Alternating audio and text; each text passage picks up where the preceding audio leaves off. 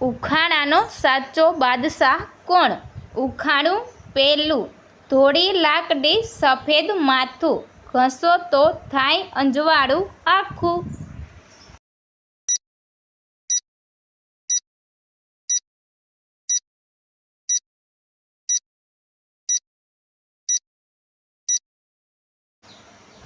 તો મિત્રો આનો જવાબ છે દીવાસળી. ઉખાણું બીજું. આખો દિવસ ઊંઘ્યા કરે, રાત પડે એ જાગે, એની બિહામણી આંખો જોઈને નાના છોકરાઓ ભાગે. બોલો એ કોણ?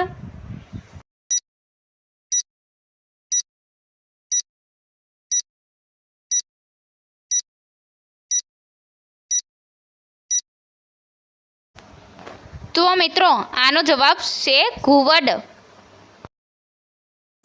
ઉખાણું ત્રીજું. સવાર પડતા ઘર આખામાં ફરે, ખૂણે ખૂણો સાફ કરે, કામ પતાવી એક ખૂણામાં શાંત ઊભી રહે. બોલો એ કોણ?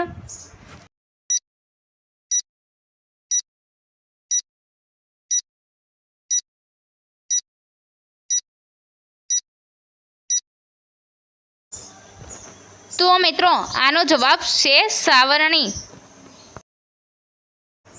ઉખાણું ચોથું.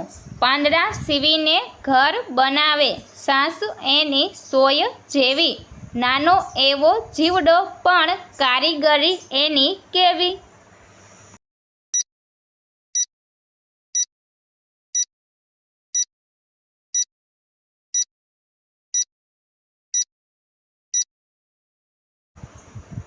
તો મિત્રો આનો જવાબ છે દરજીડો. ઉખાણું પાંચમું. નથી નદી કે નથી તળાવ, તોય પાણી સલો સલ, માથે એને જટા મોટી. બોલો એ કોણ હરપણ?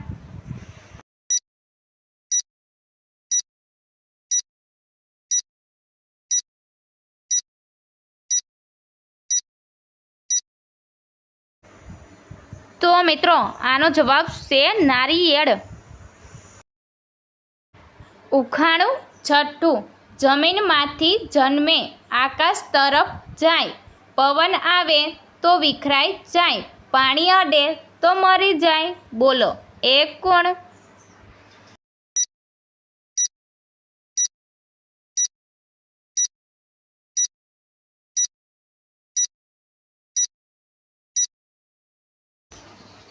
તો મિત્રો આનો જવાબ છે ધુમાડો. ઉખાણું સાતમું. એક પગે ઊભી રહે પણ સાધુએ નથી, માથે મોટો મુંગટ પહેરે પણ રાજા નથી. બોલો એ કોણ?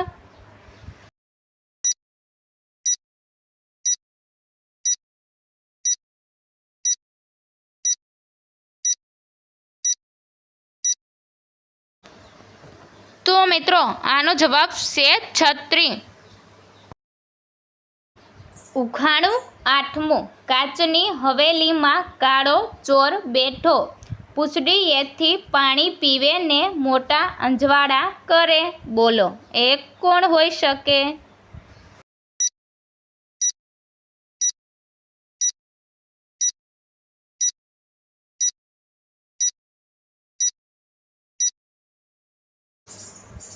તો મિત્રો આનો જવાબ છે દીવાની દિવેટ. ઉખાણું નવમું.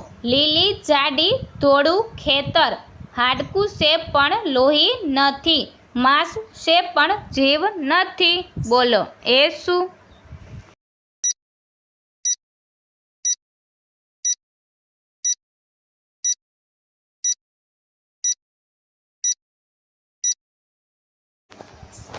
તો મિત્રો આનો જવાબ છે મૂળો.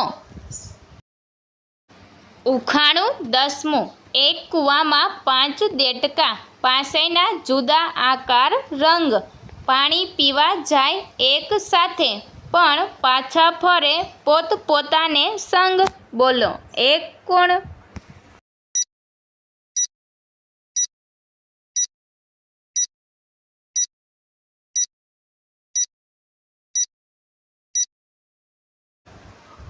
તો મિત્રો આનો જવાબ છે હાથના પંજાની આંગળીઓ અને અંગૂઠો. ઉખાણું 11મું. નાનો એવો પથ્થરો 4 જણા ઉપાડે, ગામ આખું ખાય પણ પથ્થરો ઓછો ન પડે. બોલો એ શું?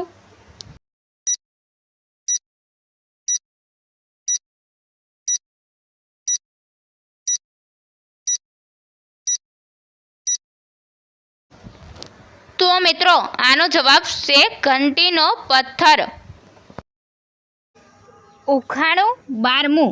માં મરી જાય તો દીકરો જીવતો રહે, દીકરો મરી જાય તો આખું ઘર રોવે. બોલો એ કોણ હોઈ શકે?